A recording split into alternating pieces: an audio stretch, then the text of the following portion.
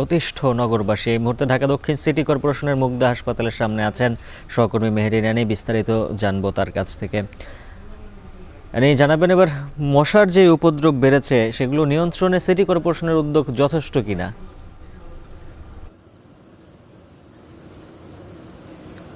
উজ্জ্বল, আমি এই মুহূর্তে যে জায়গাটিতে আছে এটি মুগদা হাসপাতালের পেছনে, এবং এই হাসপাতালে আপনি জানেন যে দক্ষিণ সিটি কর্পোরেশনের যেসব ডেঙ্গু রোগী যারা আছেন তারা কিন্তু এখানে ভর্তি হন, এবং শুধু দক্ষিণ সিটি কর্পোরেশন এবং দক্ষিণাঞ্চলের যেসব রোগীগুলো রয়েছে ঢাকার বাইরে তারাও কিন্তু এই হাসপাতালে ডেঙ্গু রোগ নিয়ে আসলে ভর্তি হন, ডেঙ্গু জ্বর নিয়ে এখানে ভর্তি হন। তো আপনাকে আমি বলে রাখি যে এই মুগদা হাসপাতালের যে জায়গাটিতে হাসপাতালে যেখানে প্রতিদিন রোগী ভর্তি হচ্ছে, এবং আপনি জানেন যে সেপ্টেম্বরের প্রথম সপ্তাহে কিন্তু ডেঙ্গু জ্বরে আক্রান্ত রোগীর সংখ্যা কিন্তু অনেক বেড়ে গিয়েছে।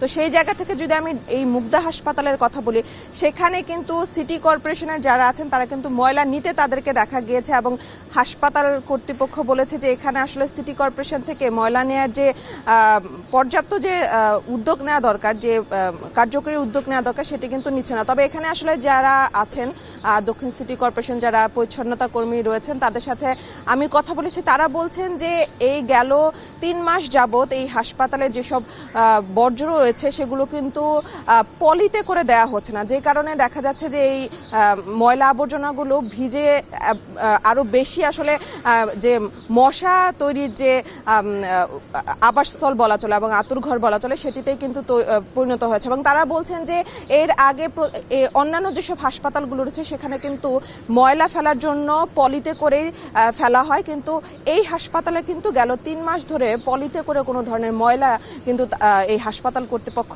দিচ্ছে না, যে কারণে আসলে পরিচ্ছন্নতা কর্মী যারা আছেন তারা কিন্তু ময়লা যে ব্যবস্থাপনা সেই জায়গাটিতে কিন্তু বেশ বেগ পেতে হচ্ছে। এবং হাসপাতাল কর্তৃপক্ষ বলছে যে তারা আসলে সিটি কর্পোরেশনের সাথে কথা বলার পরেও যে সঠিক যে কার্যকরী পদক্ষেপ নেওয়ার কথা সেটি কিন্তু তারা নিচ্ছে না। এবং আপনাকে একটু বলে রাখি যে এই হাসপাতালে কিন্তু এখন প্রতিদিনই বলা চলে যে 200-র মতো রোগী ভর্তি হচ্ছে নতুন ডেঙ্গু জ্বরে, এবং সেই জায়গা থেকে যে জায়গায় ডেঙ্গু জ্বরে আক্রান্ত হয়ে সব থেকে বেশি রোগী চিকিৎসা নিচ্ছেন সেই জায়গাতেই কিন্তু ডেঙ্গুর যে আবাসস্থল বা আতুরঘর বলা চলে সেটি কিন্তু পরিণত হয়েছে। এবং এখানকার যারা আসলে এলাকাবাসী রয়েছেন তারাও বলছেন যে এই হাসপাতালের আশেপাশে সঠিকভাবে পরিষ্কার পরিচ্ছন্নতা না রাখায় কিন্তু চারপাশে কিন্তু আসলে মশার যে উপদ্রব সেটা কিন্তু বেড়ে গিয়েছে। এবং এই আপনাকে আরেকটা তথ্য দিয়ে রাখি যে আগস্টে যে রোগী ছিল ডেঙ্গু জ্বরে আক্রান্ত যে ধরনের রোগীরা ছিল তার থেকে কিন্তু অনেকটাই দ্বিগুণ রোগী বেড়েছে এই সেপ্টেম্বরে। তবে বিশেষজ্ঞরা কিন্তু অনেকে বলছেন যে থেমে থেমে হওয়া বৃষ্টির কারণেই কিন্তু এই ডেঙ্গু উপদ্রব বেড়ে গেছে। তো এই ছিল আমার কাছে মুগদা হাসপাতাল থেকে সর্বশেষ। মেহেরী রানী জানাচ্ছিলেন ডেঙ্গু পরিস্থিতির খবর। দেখছেন এখন বাণিজ্য।